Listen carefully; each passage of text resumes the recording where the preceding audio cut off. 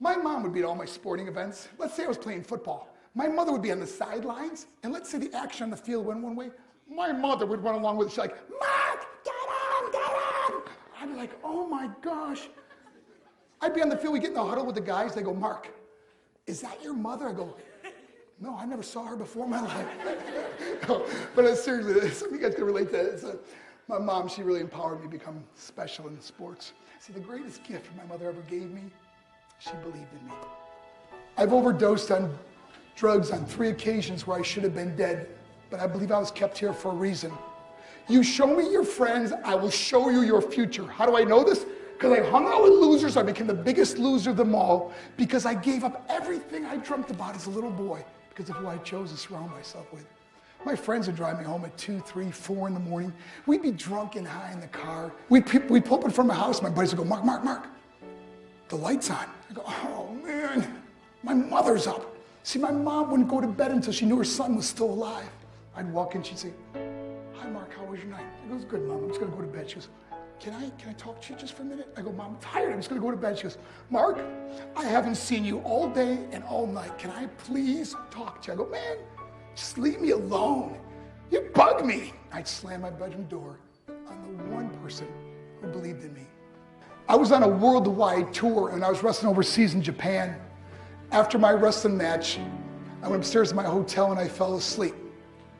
There was a knock at my door at 3 o'clock in the morning. I got out of bed, I looked through the safety window of the hotel door, and I could see it was a Japanese promoter, so I opened the door and he said, Mark, you need to call home, there's been an emergency. So I got on the hotel room phone, I called back to the United States and said, hey, what's going on? He said, Mark, I don't know how to tell you this. I go, just tell me what happened. All of a sudden they started crying. They go, Mark, I can't tell you. Just say it. I said, Mark, your mother died. I just threw the phone down. I ran out of my hotel room. I took the elevator to the lobby. When the doors opened up, I just ran out into the street. And I remember looking up and just saying, Mom, I am so sorry. I flew home for her funeral, and I was so nervous to walk up to her casket. So I just stood way in the back. I remember just kept thinking to myself, I'm like, Mom, please wake up. Please get up. And then I finally got the nerve to walk up to her, and she was so beautiful. She was dressed in white. I mean, she looked like an angel. I said, Mom, you are my hero. Everything I am, everything I hope to be was because of you. You loved me so much. You gave me a life. You worked 2 jobs. You're the only one that ever believed in me. How'd I repay her? By getting drunk? By getting high? By getting stupid? By hanging out with losers? For what?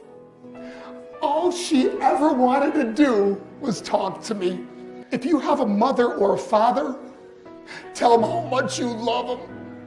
See, my whole life was about being rich and famous. That's all I cared about. I had to win the race. I had to win the race at the expense of my marriage, my family, my friends. For what? To be all alone in this world? That's not how it's intended to be. Life is not about winning the race.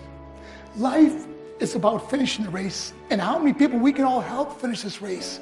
How we can start being kinder to each other. How we can help the students that are going through adversity right now.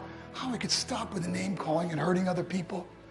Because in the end, it may be you that needs help to finish the race. Because I learned what is truly important, and that is how precious this gift of life is and how quickly it can be taken away. See, I no longer live in time. I live in moments. I'm not worried about tomorrow.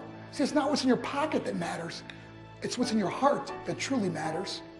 Love is just a word until somebody comes along and gives it meaning. You are the meaning.